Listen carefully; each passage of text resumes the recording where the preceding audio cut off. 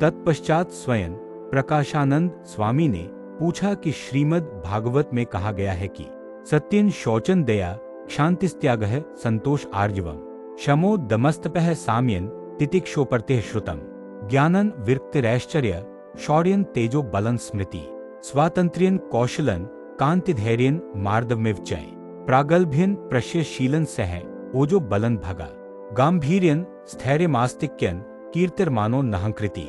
ये तो 39 कल्याणकारी गुण भगवान के स्वरूप में निरंतर रहते हैं। वे संत में किस प्रकार आते हैं? तब श्रीजी महाराज बोले, संत में इन गुणों के उदय होने का कारण यह है कि भगवान के स्वरूप का यथार्थ निश्चय हो जाने पर भगवान के ये कल्याणकारी गुण संत में उदित हो जाते हैं। वह निश्चय कैसा होना चाहिए?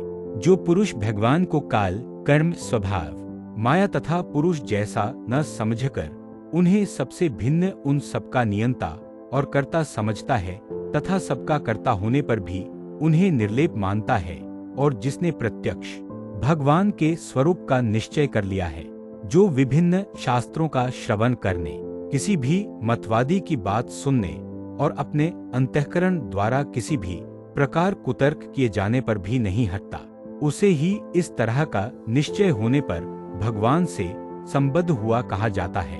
इसलिए जिसके साथ जिसका संबंध स्थापित हो जाता है उसमें वैसे ही गुण सहज रूप से उत्पन्न हो जाते हैं, तब उसका प्रकाश उनमें छा जाता है। किंतु जब उससे आंखों के आगे अंधेरा रहता है तब उसका नाश हो जाता है। वैसे ही भगवान के स्वरूप का दृढ़ निश्चय होने के फलस्वरूप जब उनसे संबंध स्थापित हो जाता है तब उनमें भगवान के कल्याणकारी गुणों का उदय हो जाता है। जिस प्रकार भगवान समस्त प्रकार से निर्बंध हैं और जो कुछ चाहे उसे करने में समर्थ हैं, उसी तरह वह भक्त भी अतिशय समर्थ और निर्बंध करता है। तब निर्विकारानंद स्वामी ने पूछा, निश्चय होने पर भी जब अच्छे गुण तो आते नहीं और मान एवं ईर्ष्या की भावना दिन प्रतिदिन बढ़ती ही जाती है, उसका क्या कारण होगा?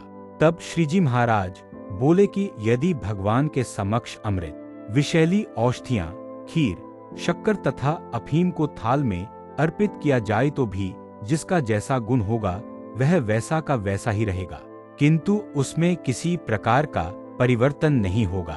उसी प्रकार जो जीव आसुरी और अति कुपात्र होते हैं वे भगवान के पास आने पर भी अपने स्वभाव को नहीं छोड़ते। ऐसा जीव किसी गरीब हरिभक्त से द्वेष करता है तब उसका अशुभ फल प्राप्त होता है, क्योंकि भगवान समस्त जीवों में अंतर्यामी रूप से रहे हैं। जहाँ उनकी इच्छा हो वहाँ वे उतनी सामर्थ्य दिखलाते हैं। इस कारण भक्त के अपमान से भगवान का निरादर होता है, जिससे उस अपमानकर्ता का अत्यंत अहित हो जाता है। जैसे हिरण्यकशिपु ऐसा बलवान था कि उसने त्रिलोक को अपने वश में कर रखा था, परंतु जब उसने प्रहलाद जी से द्वेष किया तब भगवान ने स्तंभ में से नृसिंह रूप में प्रकट होकर हिरण्यकशिपु का नाश कर दिया। ऐसा विचार करके भगवान के भक्त को अत्यंत नम्र होकर किसी का भी अपमान नहीं करना चाहिए, क्योंकि भगवान तो ऐसे भक्त के अंतःकरण में भी विराजमान रहे हैं और वे ऐसे भक्त का अपमान करने वाले पुरुष का अनिष्ट कर डालते हैं। ऐसा समझकर किसी साधारण जीव को भी दुखी नहीं करना चाहिए। यदि अहंकार वश कोई पुरुष किसी जीव को कष्ट देता है तो गर्वहारी भगवान, जो अंतर्यामी रूप से सर्वव्यापी हैं, इसे सहन नहीं कर सकते हैं और बाद में वे चाहे जिसके द्वारा प्रकट होकर उस अभिमानी पुरुष के अभिमान का नाश कर डालते हैं। इसलिए भगवान से डर कर रहना चाहिए। किसी भी साधु पुरुष को लेश मात्र भी अभिमान नहीं रखना चाहिए और चींटी जैसे जीव को भी दुखी नहीं करना चाहिए। यही निर्माणी साधु का धर्म है। इति वचनामृतम 62।